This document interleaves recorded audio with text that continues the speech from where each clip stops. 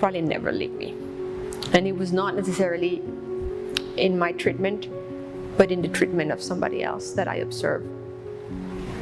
This is this person who's unable to speak, and she's, having that treatment. They have lasers, they have music going, and I think the whole office came in and started singing this song together to encourage her to be able to speak.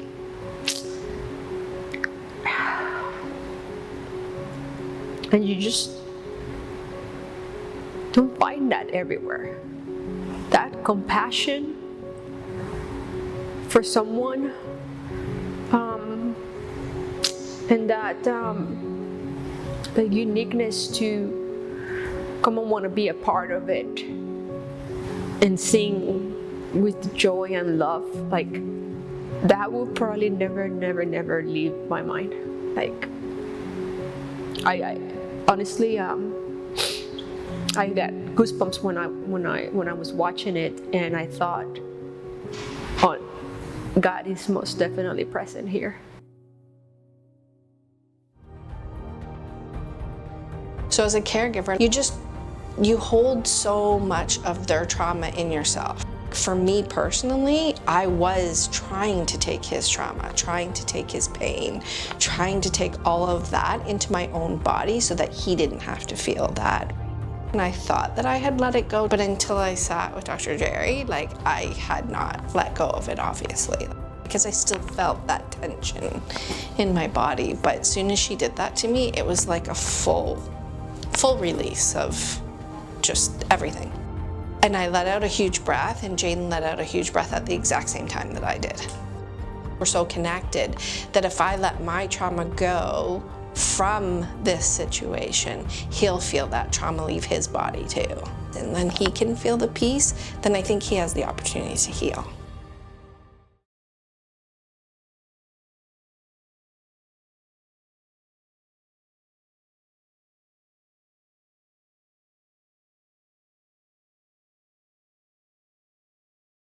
Let's go ahead and begin. My name is Bryan Smith. This is my team right here. So we have Yami, Junior Planner, Tammy, Junior Planner, Amy and Barbara, government benefits experts. We work with families that have loved ones with special needs planning the future. So we don't look at just the financials, but we look at government benefits, taxes, legal documents. We help them kind of identify a good suitable placement for residential, long-term placement, day hab facilities, and we help families kind of go through different transitions in their life. So today we're going to talk about 10 basic financial steps. It's not all financial, which is crazy, and it's not basic. So the title is a little misleading here. But what we're going to do is I'll first kind of introduce you a little bit about my background, why I do what I do. We'll go through these 10 steps here, and then I'll have some closing remarks, just kind of based off of some conversations we've had really recently in the past couple of months. Just, I work with some people, I don't work with everyone. How do I build my team appropriately? So we'll talk about that. I tell this to every single client that comes in our door for intro meetings, and I'll tell you guys here today.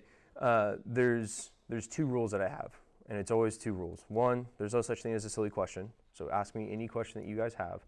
And then 2, there's no question that's off limits. So if you have any personal questions you want to ask, if you want to ask me more personal questions, it's fine. You'll see kind of why I have those rules, so that you kind of understand a little bit more about my background. So to begin, I'm a sibling, so I've got a younger brother with 14 different disabilities. So that's me, this is Jamers, and that's Tim, my youngest. James was born with left brain malformation, cortical deafness and blindness, epilepsy, scoliosis, a whole plethora of different disabilities. His life expectancy was 2 years. And so growing up, my mom kind of kept that in the back of her head, and she never did planning. Like, she just didn't think that was going to be necessary. And I do what I do because of that, because now he's 31 years old. And this picture was really special to my mom because this is James's prom night when he graduated, and because of the age difference between James and him doing extended schooling in Texas, James had prom the same weekend that Tim graduated. And so it was a really, really special weekend for us. We never thought we would see that day, but also that's really, that's about a year or two after I started having really tough conversations with my mom about, hey, what happens in the future? Like what's in place? What legal documents do you have in place? What type of benefits is James having? Because I was in the Air Force and I needed to know, do I have to come home if something happened? My dad's there. He wasn't really a big player. My mom and dad divorced when I was in 7th grade. But he did, he always is there for James, but he's not a responsible figure enough to take care of James. And so our family dynamics are a little unique in that. So I'm a sibling, so I always tell parents I can't speak from a planning perspective of what it's like to be a parent with a child with special needs. But recently, I finally started our own family. So this is my first son, Austin James, who we named after James. He was born in February of this year. So now I can finally say I'm a parent. But again, it's different, right? We all know that being a parent with a loved one with special needs is completely different than just being a traditional parent that you think of, or you when you're a child, hey, what I'm going to be in the future. And through this planning process and through the conversations that we have, I'm always looking at it from your loved one's future. And so I'll ask you questions. We will go through exercises because I'm planning for their future, not just yours. And so sometimes you might not know the answers, and that's okay, but we're planning for a very, very long time here, 50, 60, sometimes 70 years. So we always begin with kind of the biggest question is what happens when you're not around? And this one seems simple, but it's actually really, really difficult because it's not just who's going to make the decisions, who's going to do the feedings, who's going to take them to the doctors, but we learn the routines of our children. And we're talking about children with all types of different disabilities, all types of situations, right? Is there certain clothing colors they don't like? Do they like the left shoe instead of the right shoe? Is there certain doctors that you want them to avoid? It's all of these things that you as a parent, as an advocate, have learned over the many years that you have to articulate to this next in line. And so when we ask what happens when you're not around, we're really trying to figure out who is going to be the most informed and who or multiple people are going to be the ones that are going to step in to provide the same level of care. So when we start planning for the future, we really want to start thinking of, okay, what do we want that to really be? What type of medical treatments do we feel like are on the horizon or they're currently getting right now? What's their educational possibilities? Are they going to be able to be employed in some form or fashion? Big one, where are they going to live, right? As a sibling, I was always assumed and expected to step in, and that was the role that I took on early on. But not every family has that, and not every sibling wants that. And that's okay. It's not that they don't love their brother or their sister. It's just they're not sure of what the future holds. It's really scary when you think about the future. So housing, you can't always just default and say, hey, they're just going to live with their brother or sister. Okay, but what if they live in a different state? The whole Medicaid waiver systems is completely thrown off, different support programs, different everything. And one that I've started to realize is a big one is the social and recreational piece. Right? I think one of the scariest things we can think about in the future is when we're not here, what's their day-to-day like in terms of just social interaction? Right? What are they doing? What type of sports are they playing, if anything? What peers are they going to have? What's the community like so that they are just not alone watching TV? Like, that's not what we want. So that's a really big piece that we try to build and try to envision. And it's not something that we can just put in place over 12 months or 24 months. That's something that's constantly evolving because your child's situation is evolving. Right? What we do today is not going to be the same plan that we put in place 5 years from now. It's going to change as their life changes.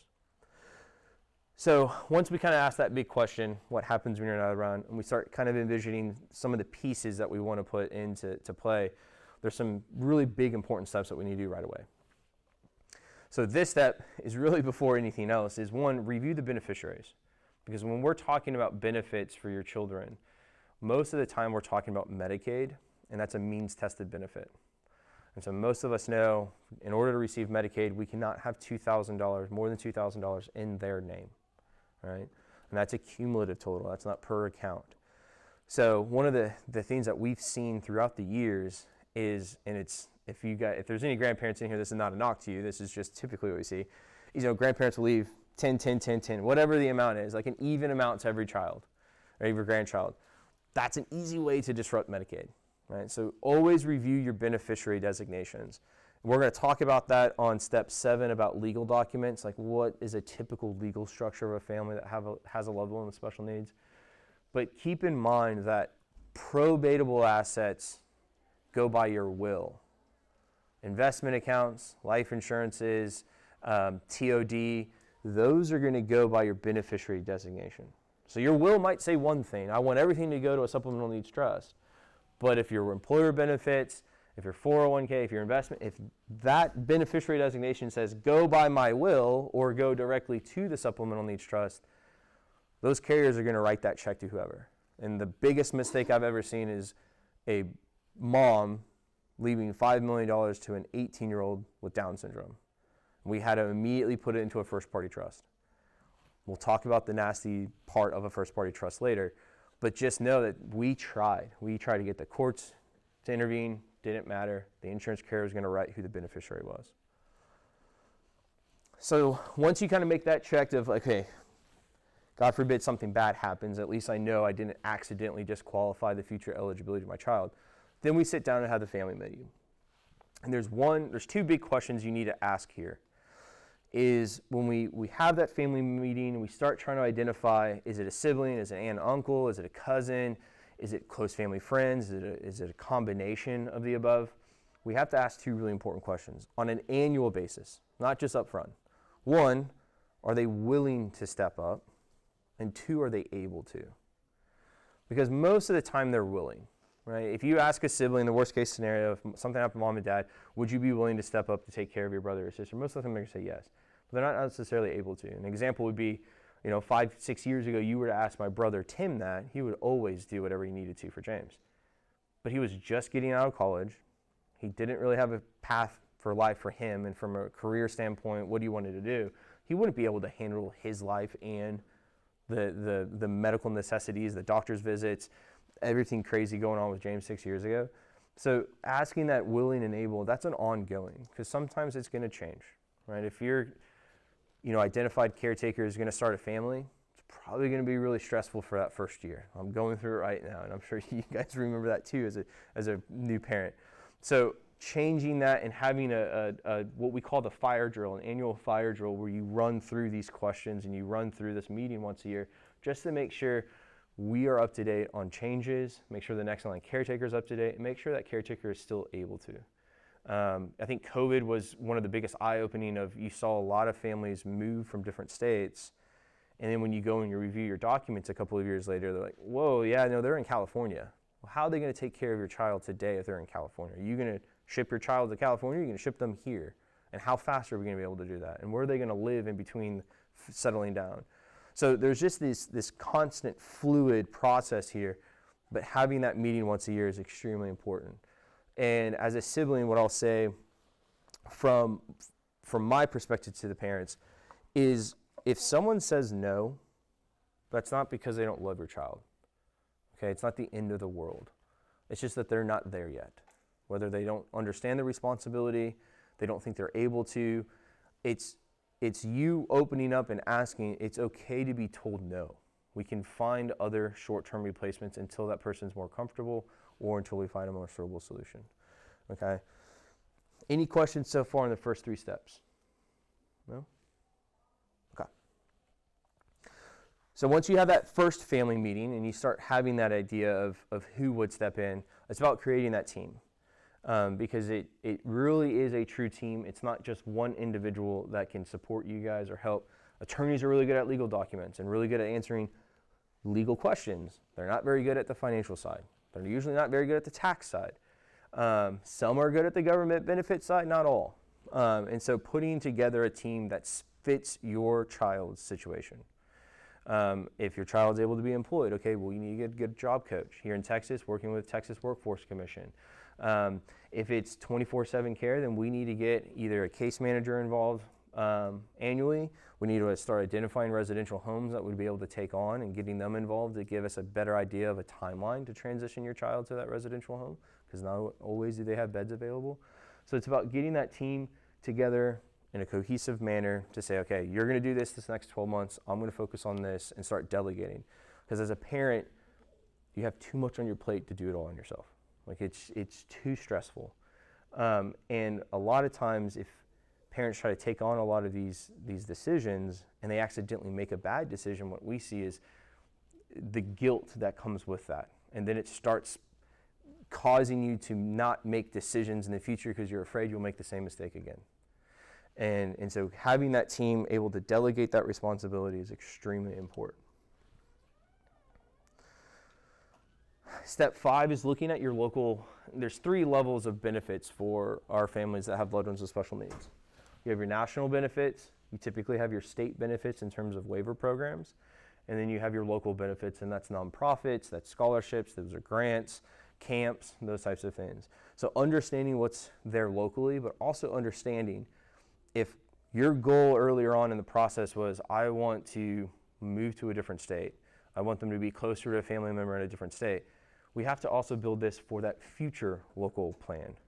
So understanding what that transition process would be for waiver programs. You get waiver programs here in the state of Texas, that does not translate to every other state. Do not move to Texas for the waiver programs. Please stay in those other states. Sad joke is, thank God for Mississippi, because they're the only ones that are worse than Texas. And so most of the time when we're looking to move, we're saying, hey, those programs are going to turn on quicker. They're going to give you more support. You're going to get in and get respite a lot quicker. Here in the state of Texas, we're waiting 15, 20 years. And so one of the first questions I ask every family that comes through my door, did you put your child on the waiver list? It's not, you're going to use the resources immediately. It's start that clock now. Do not wait. Okay?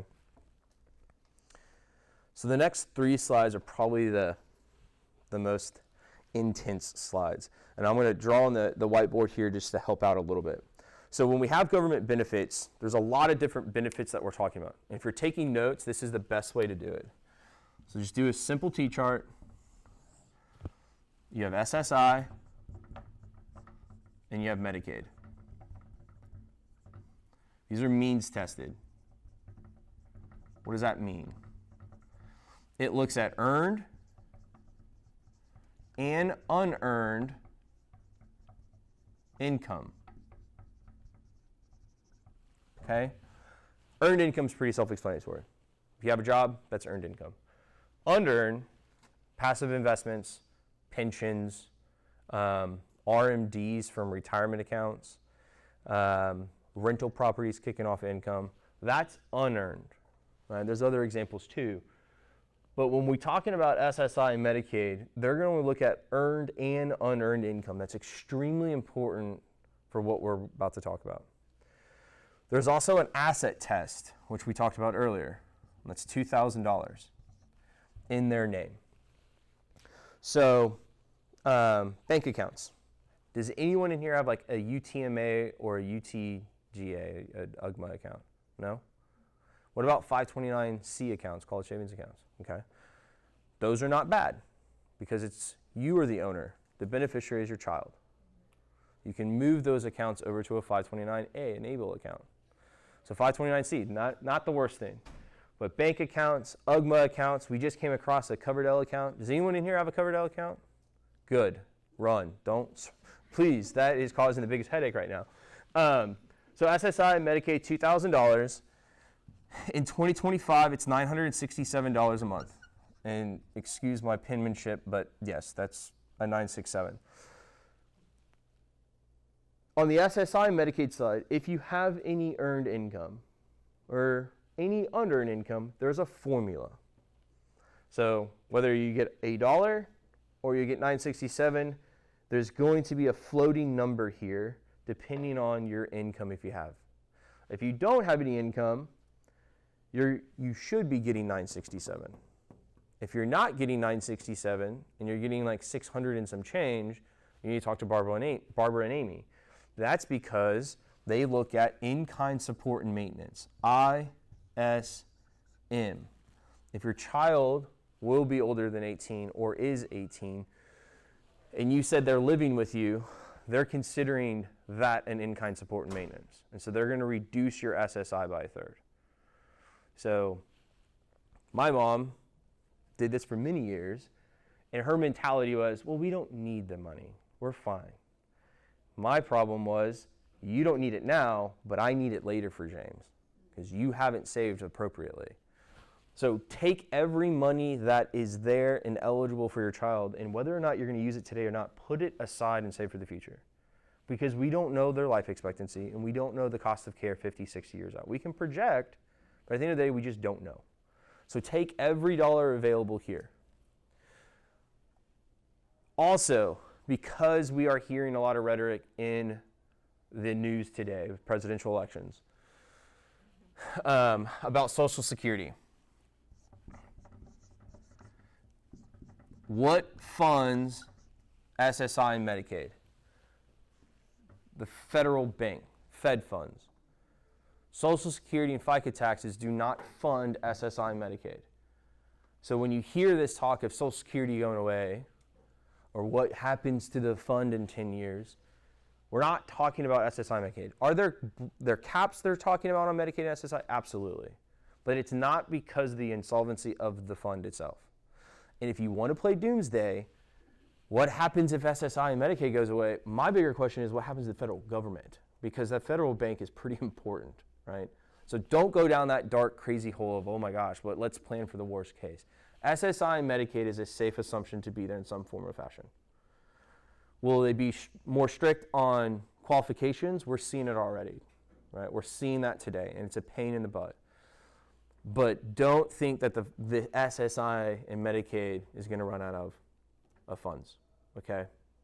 Another thing to point out, when we talk about different states, SSI and Medicaid is a nationally mandated program to the states. Okay, that's important when we talk about this next group of benefits. So every state is going to offer the base 967 and Medicaid. But there's enhancements, and the states can kick in additional. An example is California. You get more than 967 if you're in California. So it's important to remember the nationally mandated state, because when we talk about this next group of benefits, which is entitlement benefits, you're going to be forced at some point, every child that's on SSI and Medicaid, if their parents paid into the Social Security Administration Fund, caveat, and it's still there, they're going to be forced to decide. We don't have a choice, okay? And so these benefits, primarily what we're talking about here is RSDI/SSDI and Medicare,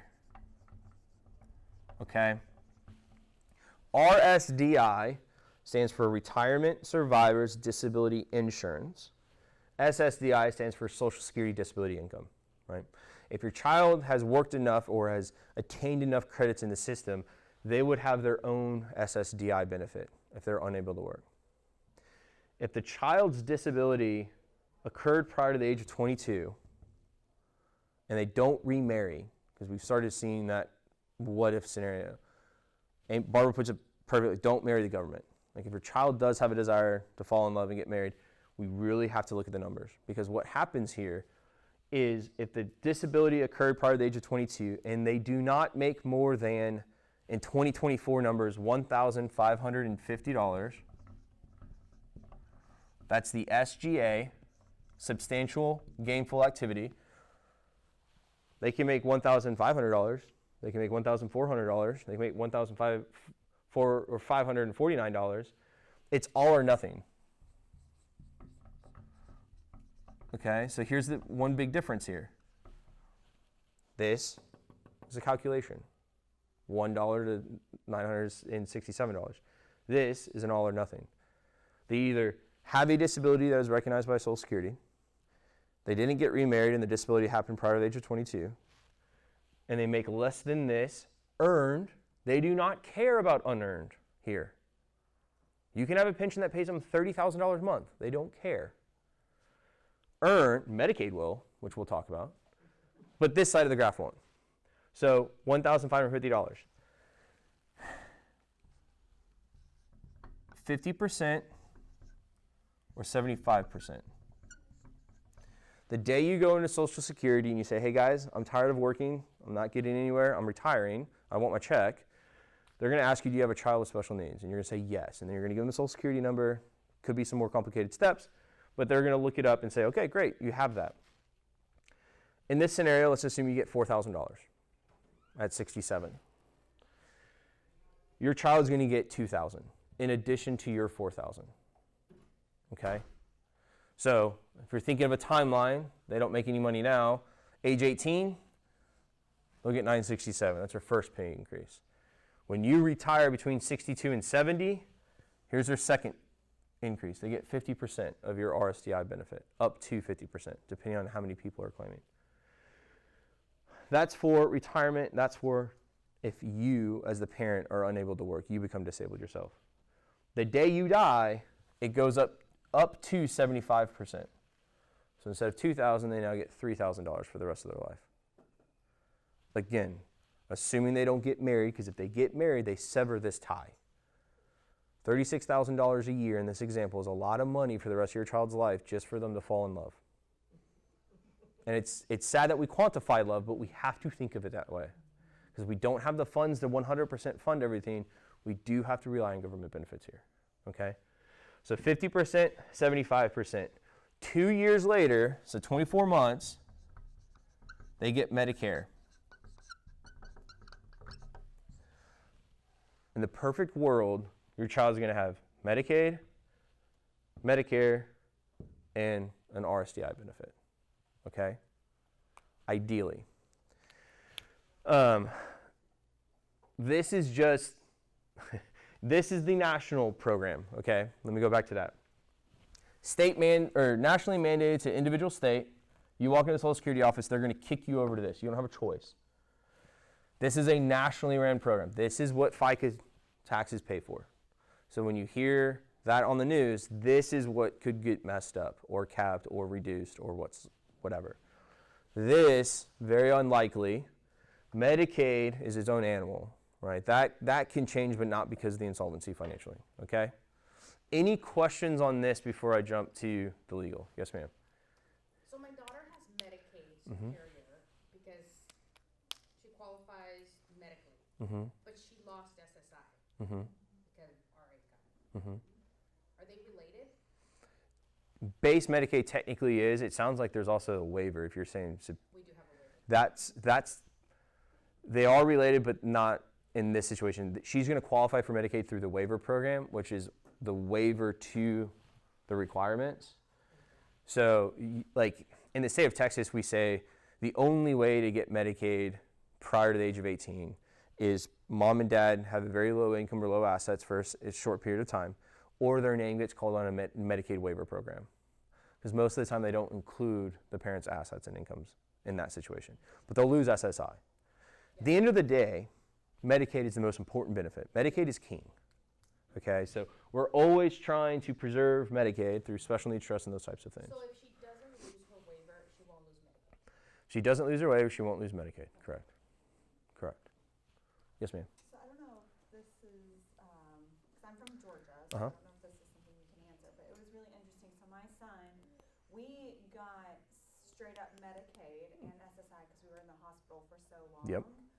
And then when we left the hospital, they took away our SSI, but we still have his straight up Medicaid. How, like, I'm not pushing because they're not asking. Don't do that. Yeah, don't say anything. But like, yeah, and it was weird because they still made me submit stuff, but Yeah. they haven't sent me updated info. So, and I like the system, like GAMIS says it's active until next year. And Yeah. I'm just like making sure they're not going to come after me. What that sounds like in Texas, what it's similar to, and again, we work across the country. Every state calls it a little bit differently, but we call that like a crisis aversion slot. Okay. Right? You're hospitalized for a set period of time. You can you can get like some of our waiver programs, or like if there's nowhere for them to live. Right, but it's interesting because it's not like a waiver. Like our waiver in Georgia is Katie Beckett. And like I'm not under Katie Beckett. Like it's standard Medicaid that we're still under, even though I've Like lost CHIP? my SSI. Is it? It could be. There could be like a. Because they were even saying like Yeah. I could like when you look, some agencies couldn't find us because it's not like he's under one of like the Peach Care for Kids or something like that, like Yeah. the CPOs or whatever. It's just straight up Medicaid still somehow, and I don't know. I'm hoping they don't come after me, but I'm like.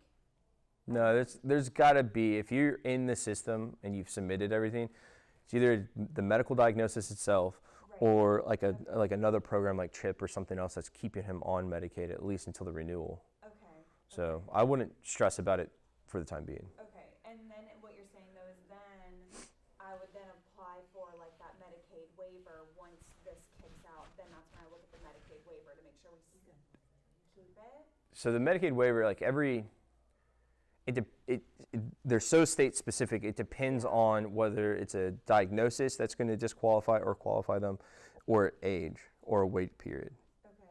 So in your situation, if there's a waiver that your child's eligible for, yes, put them on that list or get them signed up. Okay. If you're looking at this and saying like, hey, then I reapply, then you're reapplying for SSI at 18 on their 18th, the day after their 18th birthday. That's for the financial benefit. But from a Medicaid benefit, ideally, hopefully in this situation, they will maintain coverage till the 18th birthday. Then you'll apply for SSI on their own, and they'll still maintain SSI or Medicaid, get SSI, and then we're just going down the normal path. Okay, and then you're saying that other column, that's for like 18 and older, so right? This is for you when you trigger a benefit. That's when the RSDI kicks on. You can't get RSDI without a retirement, a parent dying, or a parent becoming disabled. I see. That's the trigger point for the RSDI to kick on, and that triggers the 24-month wait for Medicare. Okay. So either his parent has to pass away between now or whenever, or a parent goes in based off of age and claims a Social Security check, or they're unable to work and they're on SSDI themselves. I see. Okay, thank you for clarifying. Yes, ma'am. When you said Medicaid is king, that's for before 22? Medicaid's king for life. For life, okay. The reason why we're saying that is, again, it goes back to the visual timeline of your child and their life expectancy. When we think when they're 40, 50, 60, 70, sometimes 80 years old, nursing home, assisted living facilities, Medicare really only pays for 120 days. And even then, it's not 100%. It's a prorated amount. On day 121, you're on your own. Medicaid, though, there are assisted living nursing homes that will receive Medicaid funding for that. So unless you're like 100 millionaire and we have like no issue whatsoever, we want to always assume we're going to get Medicaid, and we always want to maximize what's available through Medicaid. So when we were trying to get on we talked yesterday on the waiver program, her practitioners are like, we don't take Medicaid. So we weren't even going to benefit from it. So it's more for a future state. No, you still want it as a backup, because if your child's covered through employer-sponsored health insurance and there's a gap in coverage, you lose your job, you need a fallback, right? You don't want to go to workplace or what is it called, Tammy? Yeah, there you go, marketplace insurance. You don't want that. When you have employer-sponsored health insurance, and I'm speaking only to Texas right now because I don't know if it's in the other states. We haven't had to research it yet. There's a program called HIP, H-I-P-P, Health Insurance Premium Program. It's a way to get reimbursed your health insurance premium for your employer-sponsored health insurance, because Medicaid's always going to be secondary. So even though you might have dual coverage, your primary health insurance is going to be the one that you always put, and they're always hopefully going to bill at the doctor's office, and then they'll fall back on Medicaid. Now, I have been told there is some doctor's offices that just get messy with the billing and whatnot. But that is how it's supposed to work, okay? My advice, blanket advice, I don't need to know situations, do not ever delay the possibility of turning on Medicaid. If they're eligible and they can get it now, because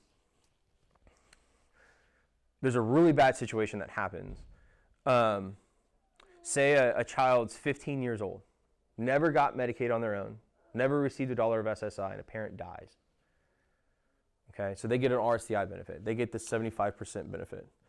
That's great, minus the fact that's unearned income. And if we can't go back and say, hey, we got Medicaid on our own based off of their eligibility, if we have to go this way, it's extremely difficult to get Medicaid. If we go this way, it's a lot easier to say, whoa, you can't kick me off Medicaid because I qualified on my own. Just because my RSDI is higher now, you should always get Medicaid. Going backwards, Not a good situation. The only way you can get Medicaid most of the time in that situation is through a waiver program because they have higher income thresholds. And the married statement, child falling in love, does that affect Medicaid as well, or just? Yes, it does. It does. It does. It does. Yes, sir. The 967, that's SSI, not Medicaid, correct? Correct. This is the financial check that they would receive a month. Yeah, because we're in the same boat. We qualify for Medicaid on a waiver, but they said we don't qualify for SSI, and that's normal. Yeah, that's normal because younger than 18. But when she turns 18, she would qualify for SSI. Correct. Correct. The wait list right now.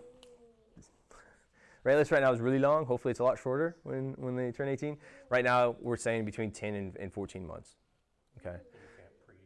You can't pre-apply. They have to be 18. Now, what will happen is there's a protected filing date, so the date that you submit and everything's good. Again, working with Barbara and Amy, they will back pay you to that date. Okay, so that's good. Sometimes we need it immediately because there's a lot of out-of-pocket medical expenses. Sometimes it's like, hey, we just wanted to start the clock. Like we're okay right now. So it just kind of depends on the situation. Okay. Once you're in it, even though you were talking about going forward or back, once you're in it, you don't get kicked out. But if you don't have it, you're in the RSDI bucket. So once you start receiving SSI and Medicaid, you can't get kicked out of Medicaid, is what you're asking? Even if you get this, So what will happen, since I'm going to erase and go on to the next slide, is so say you're getting SSI and Medicaid, and then you, in the same scenario, that $4,000 scenario, 15 years later, you go in, you get a $4,000 check, they get a $2,000 check. That's too much under an income. So what's going to happen is SSI is going to go away. You'll get a nasty letter eventually from the Medicaid department in your state saying, whoa, exactly. Because you're forced from a state mandated to a national program, they're always going to kick you up to the national government. You can't lose Medicaid if you qualified, and the sole income is the RSDI. Right? If you start having earned income, that's going to be a little messy. Okay? Not that it's going to completely disqualify, but you really want to make sure there's little earned income as possible. When they kick you over to the RSDI, you can still get Medicaid, you'll just lose SSI. I'd rather get $3,000 or $2,000 versus $967. yeah. But you're saying, let's say that somebody who has a disability, they qualify for Medicaid, and then later they start working, they're able to hold a job, and they still wouldn't, even with that, they wouldn't get kicked out. Depends on how many quarters they have, because then it would go to the SSDI. So, or you could buy into the Medicaid, depending on the income level. And this is like the saddest part of my job.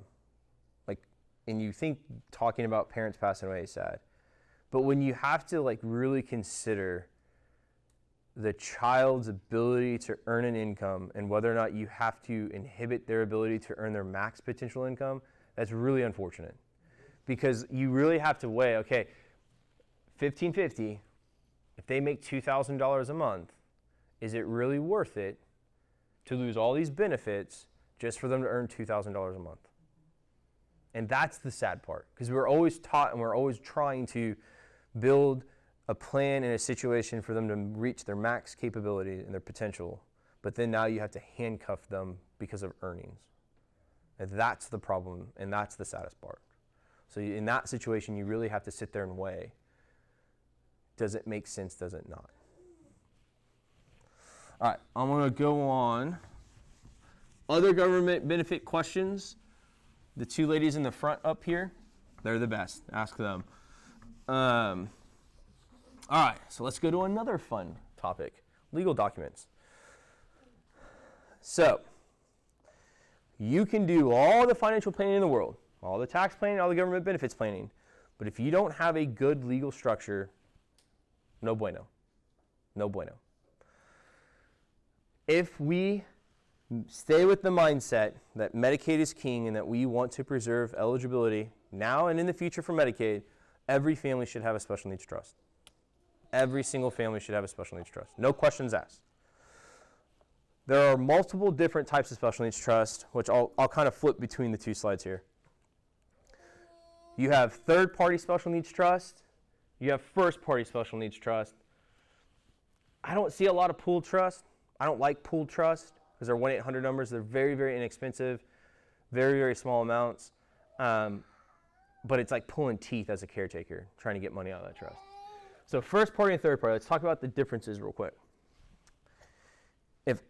If I want to leave money to James, my mom wants to leave money to James, my dad wants to leave money to James, anyone and everyone in the world wants to leave money to James, they would use a third party trust. You can have unlimited third party trusts. Why would you have unlimited? Well, say grandparents want to leave money, but if other grandchildren outlive that grandchild, they want it to go back to the other grandchildren. That's A-okay. If you want money to go to your other kiddos after your child passes away, that's A-okay. You can have different trusts with different successor beneficiaries on third-party trusts. The individual with special needs will never put a penny in that third-party trust, ever. Big no-no, don't do that. Third-party trust will never give cash to your child with special needs because that will be considered a resource. They will pay directly for those bills and expenses. So first-party trusts, first person, think the individual with special needs. If they have money, if they get an inheritance, they receive money that would disqualify them for Medicaid, they would dump it into a first-party trust or an ABLE account. Put that caveat there. What's the nasty thing about first-party trust and ABLE accounts? Medicaid payback provision. Okay. So 30, 40, 50 years from now, there's $100,000, $200,000. In the example I gave earlier, there's $5 million in a first-party trust. The state Medicaid program will get reimbursed for the medical expenses they spent on that child before any successor beneficiary gets money. Not a big fan of paying the state, right? I think money should stay in the families. So, how does this work long term? There's 3 buckets your child's going to have. Always have. Okay? The first is your rep payee. What goes into your rep payee bank account? SSI, RSDI. Okay? That's bucket number 1. Any and every expense can come out of this bucket. Use this bucket first because there's a $2,000 threshold on this. Okay? What's the second bucket? ABLE. At some point in your child's life, they will have an ABLE account.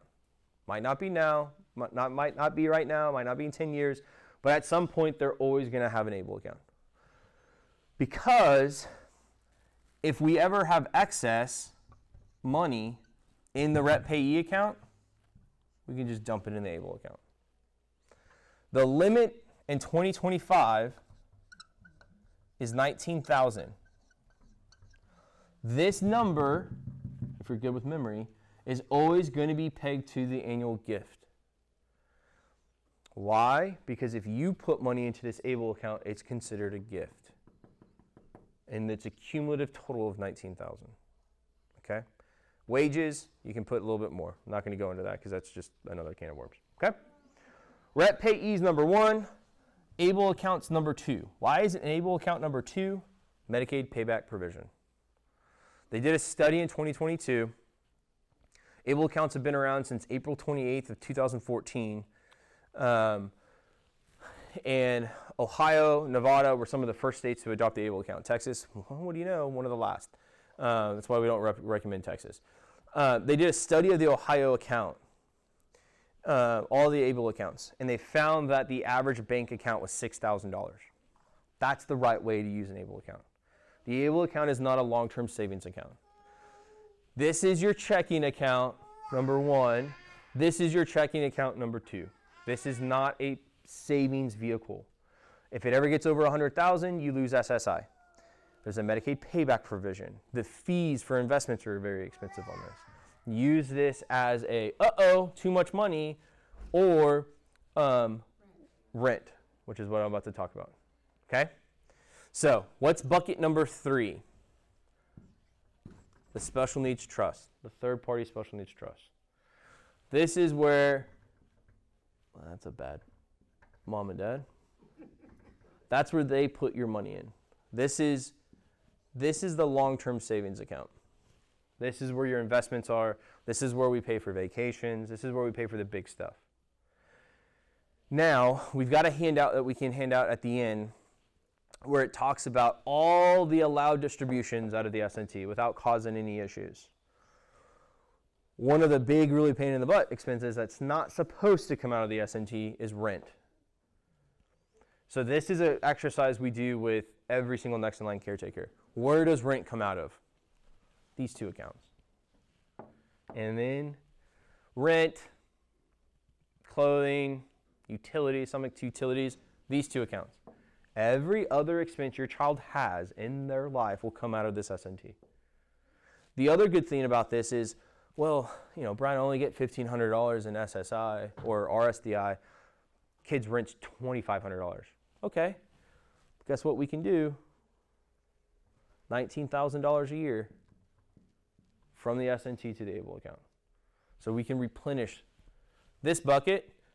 We can move money from this bucket to this bucket. Rule, no more than $2,000. Deplete this account if you can every single month. Rule number 2, this is a checking account. This is not a savings account. Rule number 3, everyone who wants to leave, that's a terrible picture, gotta erase that. Everyone who wants to leave money to this can leave it to the third-party trust, okay? No Medicaid payback provision on a special needs trust. Very, very nice, very, very flexible. Going back to the legal structure. If you don't have a will, please get a will. If you live in the state of Texas, go write your will on a napkin in the cafeteria and watch someone sign it. You'll be fine. It's a napkin will in the state of Texas. You have to have a will, okay? It's so important to have a will. Going back to one of my comments I made earlier, your will and your beneficiary designations have to line up, okay? Make it easy. Throw it all into a family trust and then distribute it. Direct everything you have to a special needs trust. Then you don't have to worry about anything. But the will is for probate, beneficiary designations for, we call it contract law. Durable power of attorneys, advanced medical directives. You as a parent need to take care of yourself, because if you can't take care of yourself, you'll never take care of your child. And the worst thing that can happen is that we're trying to execute and settle your estate, and there's not the documents there, and we're also trying to get your child in the right situation, the right care. It's a mess. Like, help us simplify that final transition. Take care of yourself. Get the documents you need. Any question on legal documents or trust right now? Yes? So if my in-laws want to give to my daughter when they pass a CD, it would go into the trust? Ideally, yes. But here's the thing. The trust has to be created. Yeah. So one of the things we see is it's called a testamentary trust, or it's a inside of your will, which just says, when I die, make this will a trust. That's great if you die first. If you don't die first, where are we putting the money? It's more expensive to create the trust today than it is to do it inside of your will, right? That's just a fact. You can ask any attorney in the world. Pay for it. Do it now. Have it there and just leave it dormant. Because it's a lot easier to make amendments to this and allow other people to randomly drop money in than it is to say, hey, I got $20,000, what do we do here? I got this, I got that. Like, we all have these like little accounts that start flowing in. It's better to have the bucket ready than have to, oh my gosh, let's speed this up. So, I mean, this might be dumb, but we get an attorney to do the S&T, and then we open up a bank account with the S&T. You don't even have to open up the bank account right now. I mean, if we want to start contributing stuff, can we? So that's a good, so here's a good concept from a planning. You just brought up a really good, what do I do here? And the question really is do I start saving to the S&T as a parent now? The answer is no. Keep it in your name.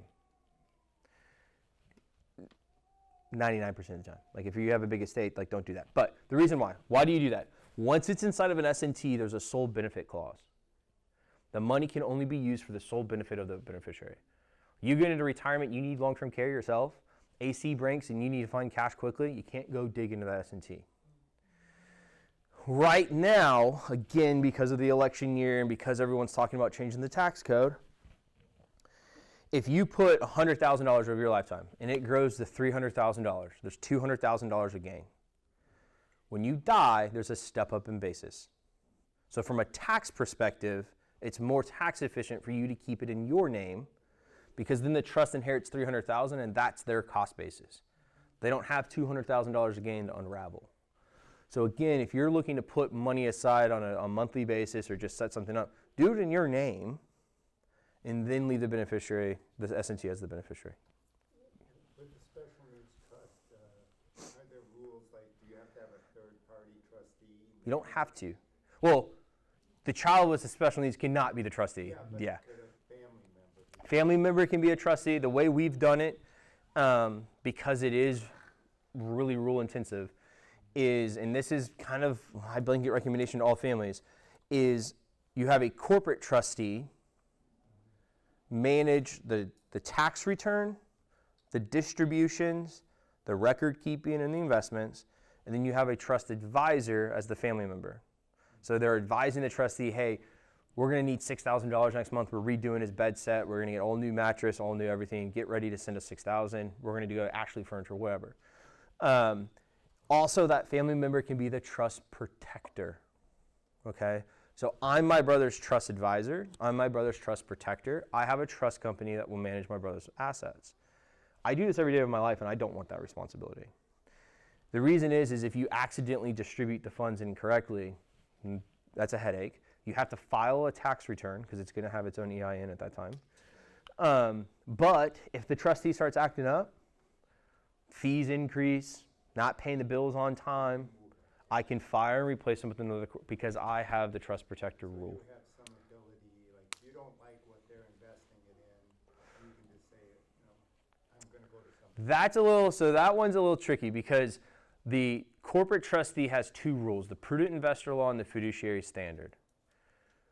And there's a client I can think of right now that we always have that he's the one with the $5 million. The dad's still around. He's mad. He didn't get the money. But he's like, hey, I want gold. I want more gold in my son's trust. We can't always do that based off of those two standards we have to have. Now, if you're like, hey, you're all in cash and the market's just ripped 40% over the 3 years, like, what do you can fire there. But like getting into the weeds of like, hey, I don't want to be in this stock versus that stock, you can't control that. Okay. You have to let the trustee, the corporate trustee, have that freedom. But when there's a big bank, I won't name the name, they're a terrible bank. I think all big banks are. I think you should have credit unions if we're going to talk about that type of planning. But so the big bank got fired from the pool trust in Texas a few years ago because they weren't paying the bills on time. So that is, if you have record of that, you can fire and replace the trustee for that. Right? There's a lot of things that you can do as a trust protector, but in that situation, you wouldn't be able to nitpick. If the special needs trust is set up and dormant, even though it'll have its own EIN? It can have its EIN now or it can have it later. Doesn't matter. Okay, so you won't have to file. You don't have to. If it's irrevocable, now you're getting into kind of like the revocability, irrevocability. If it's irrevocable, it have its EIN. I'm not an attorney. I have an attorney on my staff. There's a lot of attorneys we work with. I don't typically like seeing irrevocable trusts because that means you can't change them. In a case that we had a couple years ago, best friend was named as the trustee. They had a huge falling out, and she's nowhere to be found. So what do we do there? Pay more money to get another trust created? That's what we had to do. So I don't like the irrevocability. First-party trusts are naturally irrevocable. Third-party trusts don't have to be. You can change it. They become irrevocable when the original grantors, aka mom and dad, die. Exactly. Exactly. Any other questions here on this? Yes, ma'am. Can you move? Yes, typically you can. Very unlikely unless the states have like very specific languages you want. What they'll do is there'll be like a spendthrift provision where you can spend through that trust into a similar trust for the benefit and eligibility requirements for that child.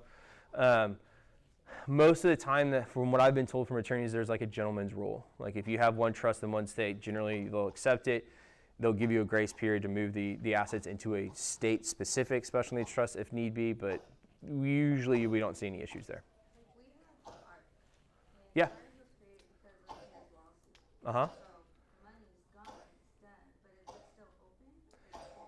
I don't know if it's still open or not. The ARCS is a pool trust, so there could be a residual account number there. I wouldn't, if you guys plan on leaving assets behind, I wouldn't use that same trust because more than likely it was a first-party trust if there was a settlement there because it was his money or his benefit, not y'all's money for the benefit of him. So I would go create a third-party trust for you guys to use, right? Yeah. Yeah. You have a first-party trust, Uh-huh.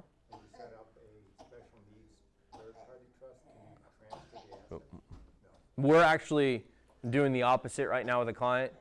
They created what they thought was a third-party trust, and it was a first-party trust. They put their own money in there, and that was a big no-no. You need to keep it separate. It's your assets for the benefit of, their assets for the benefit of themselves. You have to keep that separated. Any other questions? Okay. I don't spend a lot of time on this because every single family is different, and every single state's different, and every county's different. But guardianship is something that you need to start having conversations around, I would say about 17 years old. There's no reason to start earlier than that because you are the guardian. The reason why 17 is because you want to start getting a feel for what's out there, what type of guardianship, because it's not all or nothing. What's the most suitable for your child in that situation? Not what do you think is the most suitable for your child in 25 years. What's suitable in that day and time? You know, I've been told like powers of attorney, if your child has behavioral issues, that's not a good one because they can just walk into an attorney's office and say, I don't like my mom anymore, take her off of power of attorney, just like you can take your ex-spouse off of power of attorney. So keep that in mind. But guardianship is extremely important, especially when they turn the age of 18. If you don't have that, you kind of lose a little bit of power and sway in things. We have a client that loves opening credit cards. And, you know, there's like, in bank accounts with no money in it, but it still causes Social Security to freak out. So we try to protect that child as much as we can. Think about some potential downfalls in your child's future and whether or not guardianship would solve that by you having that power or someone else having that power. Like for instance, my mom's the guardian, the full guardian of James. I still have to go through the guardianship process when my mom dies. She can name me in the will. That will, you know, go a long way in the courts, but I still have to go through it. So don't name someone in your will if they have any felonies or DWIs or anything that would disqualify them, because then. So the court has to approve? Well, the court always has to approve the guardian. So keep that in mind. So I'm going to go to letter of intent. We've got a copy. We just redid it. We're still redoing it because there's a lot of typos because we try to make it too quickly. But the letter of intent is not a legal document, but I think it is arguably one of the most important documents. And the reason why it's step 10 is once we've built out a foundation plan, we have the idea what we want the future to hold, we have to articulate it, and we have to write it down. Like one thing that I learned about James, I always tell this example, is James, 31 years old, his scoliosis was 94.5 degrees, so they fused his back with 2 metal rods. So he doesn't move on his own. He's in a wheelchair or he's in his bed. He still wears diapers. He soils the bed, as you would think. Because my mom was a teacher, didn't have a whole lot of money saved up, and she was late to the game, my mentality is to stretch that money as long as I can before Tim and I have to start contributing. Well, one of the things that I learned is James has to have a certain bed thread count in his sheets or he gets bed sores. Me, I'm just going to go buy the cheapest one at Walmart. And so I learned things that my mom's learned over 31 years that I don't have 31 years to learn. I need to know immediately what's going on. Does he need extra wide feet or shoes because his feet are super wide? Like, I need to know these small things that you guys just naturally do when you're caring for your child. This is one of the best ways to articulate that and to document who's the case manager, what's their name, what's their number, what hospital systems have you tried, medications, all these different routines. Like, you have to document it, because if we were to pick it up, I would probably restart 90% of what my mom's already tried and failed. So stop. I don't want to waste James's time. I don't want to waste my family's time. This is the best way to kind of articulate that. We've got a copy of it. And that's a legal document? It's not a legal document. It's a document that we pass out to the attorneys, ourselves, the other team members, and we say, hey, look, we kind of go through it and say, are we still on track here? Are we still seeing these doctors? Or is this still the same routine? But we kind of call it the Bible of your child, essentially. Like, we need to know everything. Like, this is how we document it. And we always refer back to the letter of intent. This is kind of, I did this morning because we started coming up with a lot of families being like, hey, like I work with planners, but I don't know if I need you guys. And I always remind families that in what you think of a normal, traditional, neurotypical family, parents, kids go to college, parents retire at 60, 65, and they die at 90, 92. That's not our life. That's not our life. We have 18. We have to figure out what we're doing at the age of 22. Are we going to go to work? Are we going to go to day hab? Are we going to have to get a full-time caretaker at home while we still work? Then parents retire at 60, 65. Then we have to figure out what's the transition time period to get them in their final residential home. Because what I tell families, do not wait till you're on your deathbed to move your child to a long-term placement. If we all agree that you are the biggest advocate for your child and you know your child better than anyone and everyone in the world, why do we let someone else decide where they're going to live? You have to decide, and you're going to get feedback and know, hey, this is just not working. He seems off. She seems not happy. Let's pull him back and let's find another home. So we typically say, like, right after retirement, we want to start transitioning them to what they want or the best placement that you think is there. Parents pass away at 90, 92, and the child keeps on living. So what I put here is, your assets when you retire have to support you and your child for 60 or 70 years. So saving, the way you save, the tax implications of different investment accounts, everything matters when you're talking finances and taxes, because it has to last essentially 2 retirements in most cases. So that's just kind of one of the things that we look at, and that's why we take that big approach. Is we're not just the financials, we're not just the government benefits. We're trying to see, is there legal things that can help us? Is there medical tax deductions that we're not taking advantage of? Is there more tax efficiency that we can do from the way we're saving or what's available for us to save? So we try to look at a lot of different things. It is 12:35, so we are coming up on an hour. Any questions? Any last second questions, anything right now?